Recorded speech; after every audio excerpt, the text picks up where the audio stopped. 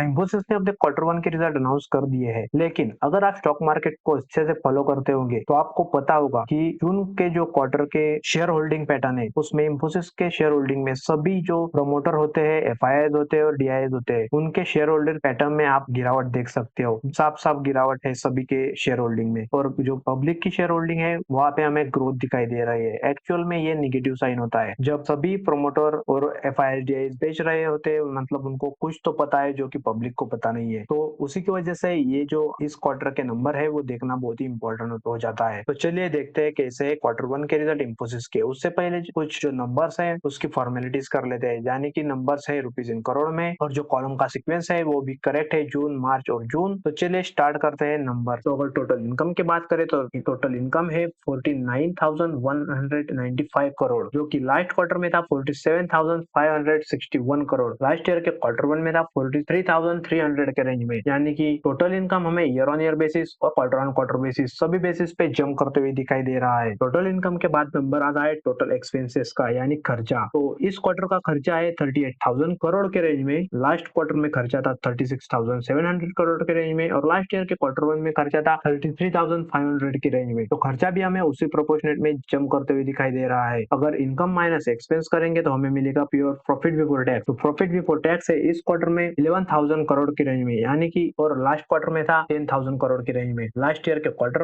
One में था 9,700 करोड़ की रेंज में। तो हमें प्रॉफिट बिफोर टैक्स भी सभी क्वार्टर ऑन क्वार्टर और ईयर ऑन ईयर बेसिस पे जंप करते हुए दिखाई दे रहा है। बहुत ही बढ़िया रिजल्ट हमें यहाँ तक दिखाई दे रहा है। अब आते हैं टैक्स एडजस्टमेंट और अदर एडजस्टमेंट। तो टैक्स और अदर एडजस्टमेंट करने के बाद जो प्रॉफिट रहता है उसे कहते हैं प्रॉफिट आफ्टर टैक्स और प्रॉफिट बिफोर द पीरियड। तो इस क्वार्टर का जो प्रॉफिट है वो है 7,775 करोड़, जो कि लास्ट क्वार्टर में था 8,509 करोड़, और लास्ट ईयर के क्वार्टर वन में था 6,924 करोड़। तो हमें ईयर ऑन ईयर बेसिस पे जंप दिखाई दे रही है, वही क्वार्टर ऑन क्वार्टर बेसिस पे profit for the period down होते हुए दिखाई दे रहा है, जो कि कंसर्न की बात है। अगर ईपीएस की बात करें तो आप देख सकते हो अर्निंग पर शेयर इस क्वार्टर का है 19.19, लास्ट क्वार्टर में था 21.01, और लास्ट ईयर के क्वार्टर वन में था 16.70। तो ईपीएस भी हमें क्वार्टरली बेसिस पे डाउन होते हुए दिखाई दे रहा है, जो कि बहुत ही कंसर्निंग चीज है। आपको ये भी ध्यान में रखना होगा क्वार्टर ऑन क्वार्टर बेसिस पे जो प्रोमोटर की और सारी होल्डिंग्स थी वो भी डाउन हुई थी, और ईयर ऑन ईयर बेसिस पे हमें ईपीएस में जंप दिखाई दे रही है। तो चलिए देखते हैं क्या इन्फोसिस ने मार्केट के एक्सपेक्टेशन को बीट किया है या नहीं। तो यहाँ पे मैंने expected versus actual number open कर ली है। रेवेन्यू जो एक्सपेक्टेड था वो था 48,222 करोड़, एक्चुअल में जो आया वो भी उसी लाइन में आया, यानी कि 48,211 करोड़, जो कि